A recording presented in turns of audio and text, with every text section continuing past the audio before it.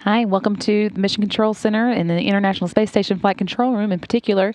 And we, as I mentioned earlier, are going to have a special guest joining us from Kennedy Space Center today, Dr. Paul Schallhorn, who is working on the next iteration of the SPHERES experiment. That's the Synchronized Position Hold, Engage, Reorient experimental satellites that we talk about really a pretty good bit. They do a lot of work with that on the space station and have been for a number of expeditions. They found a lot of different ways to use that technology and perform different experiments with it. And one of them is going to be going up next week on board Cygnus to the space station. That's the one that Dr. Schallhorn is working on. I believe he's connected. Dr. Schallhorn? Yes. We have an experiment that's going up to station that's going to be using spheres to capture fluid motion inside of a small acrylic tank, a Lexan tank. The thought for us is, I work in launch services program. Our primary purpose is launching of most of the science missions, and many of the launch vehicles we use have liquid upper stages. And during our launches, the liquid upper stage will end up usually having a coast period, and during that coast period of microgravity, we're concerned with what is happening in the fuel and oxidizer tanks of those upper stages. So in order to understand that, excuse me, I'm sorry, go ahead. No, that's okay, go ahead. I was just going to say, so during that coast phase, liquid's moving around, we're wanting to know what's going on, and we predict it using numerical tools called computational fluid dynamics, but we don't have any real test data in which to anchor these models.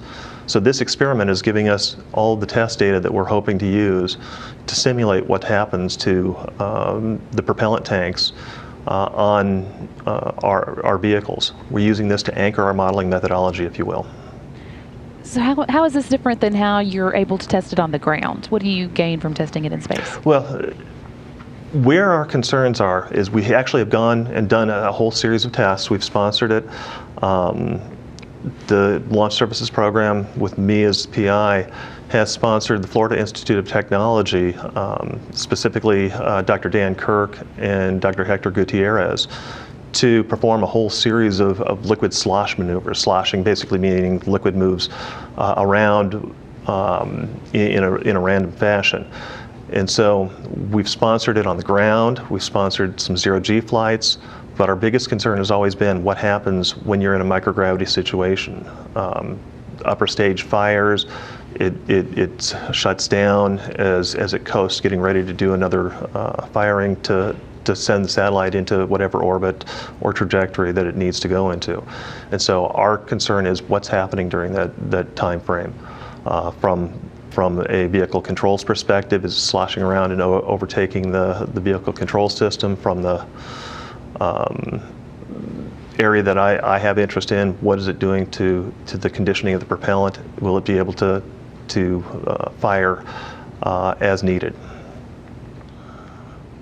Great. So where did the idea of using the SPHERES satellites on the space station for this experiment come from?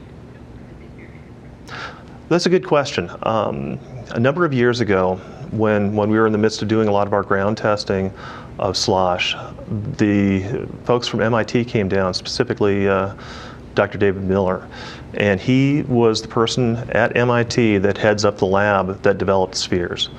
And he was coming around to show us what SPHERES was.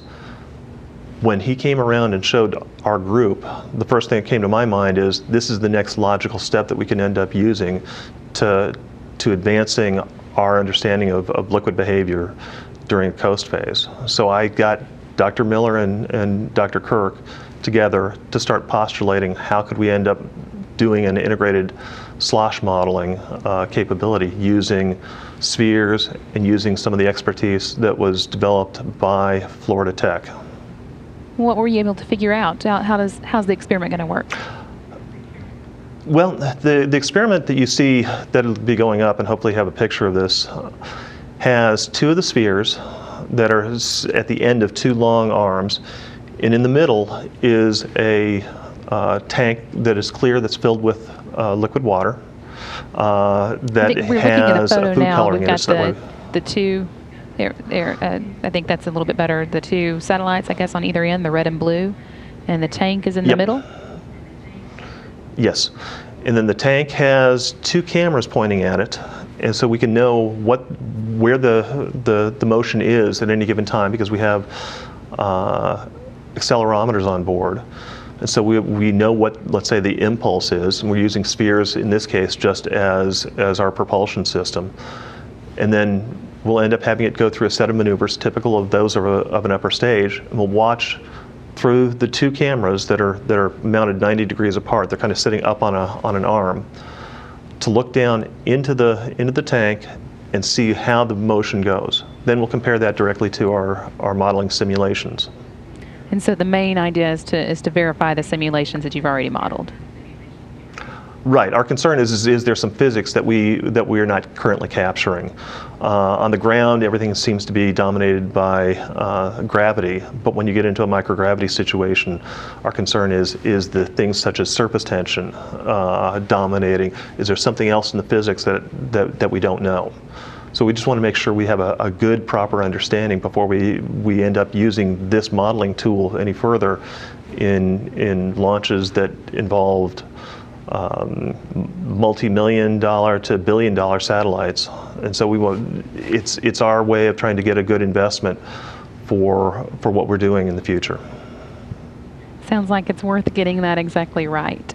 So when will we? Yes. Let's see. We expect it to launch next week on board Cygnus, and then when will we actually Correct. be seeing the experiments start on board the space station? I believe that the first round of experiments is going to be starting sometime in the mid-January time frame, and then we have 2 more experiment sets coming up in February and March. And then based on the result of those, we'll end up evaluating and see if we can end up asking for additional test sessions. All right. Well, we'll look forward to seeing those. Thanks so much for talking with us. We really appreciate it.